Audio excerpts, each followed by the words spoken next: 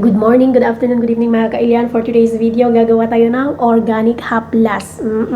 Organic na organic to mga kailian dahil gagamit tayo dito ng avocado seed. Maliliit to na avocado mga kailian. Alam nyo ba na 6 ito na avocado na buto? Yes, kasi ganito lang siya kaliit. Sobrang liit ng buto. At gagamit tayo ng kailian. Kung wala kayong extra virgin oil, pwedeng olive oil lang na regular na may yellow kasi na olive oil mga kailan. Ito yung extra virgin olive oil. Or pwede kayong gumamit ng coconut oil. At syempre, meron din tayong gagamitin pang isang ingredients. Gagamit din tayo ng cloves. So, ito malapit na siyang maubos. Yung binili ko dati sa Asian market. Bumili kami ito naman yung binili ko sa tawag nito nung pumunta kami sa Mexican store. So, yan. Meron tayong 3 ingredients lang. Cloves, avocado, at olive oil na virgin, extra virgin. Ang gagawin ko mga kailian, marami kasi akong ganito. Basag itong isa mga kailian. Hindi ko nakita So anyway, palitan natin. Marami akong ganito. So ayan. Pinalitan ko ng isa. Ito ay soap pump, pero dahil marami akong ganito mga kailian, gagamitin ko na lang dito. Ilagay ko lang ganyan. Yan. Habang tumatagal kasi to mga kailian, mas mabisa. So, ibababad ko to after 1 week, tsaka ako gagamitin sa likod ng asawa ko pang massage. Kasi nung tag-araw, yung alcohol na may olive na, nung mainit ang panahon, ang ginagamit ko sa kanya is yung alcohol na may avocado seed, tapos cloves. Yun yung minamassage ko sa likod niya.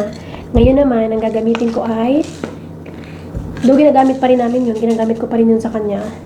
So, ganito kadami ang ilagay kong cloves. Yan. Antayin ko lang ng 1 week and then pwede ko nang gamitin sa kanya.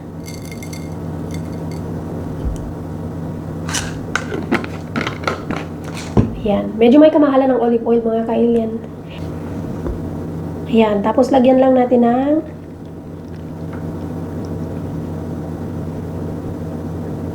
yun mga kailian. Ang ating ito kasing olive oil na ito mga kailian, ginagamit namin to ng asawa ko pang mga salad namin, ganyan. Hindi ito yung panluto.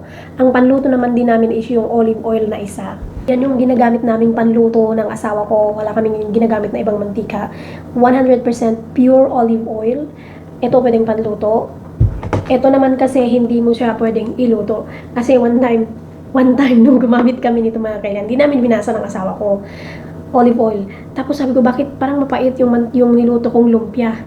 Nakita ko mga kailian, extra virgin olive oil pala yung ginamit namin. So, masarap to pang salad or ilagay mo sa kanin, ganyan. Gamot to mga kailian. Pag hindi ako nakaka-jebs ng isang araw, umiinom ako nito sa gabi ng isang kutsarita. Maganda daw tong extra virgin olive oil na pain reliever. Instead na uminom ka ng antibiotic or something, mas maganda daw itong inumin.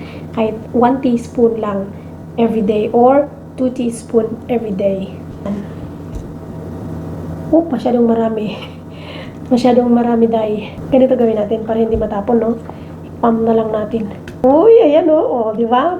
Para hindi natin kaya ko siya nilagay dito sa pump na to mga kailian para walang sayang kasi ang mahal ng olive oil.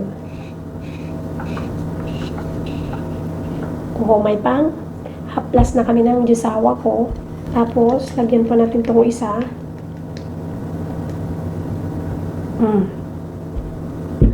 Okay na yan.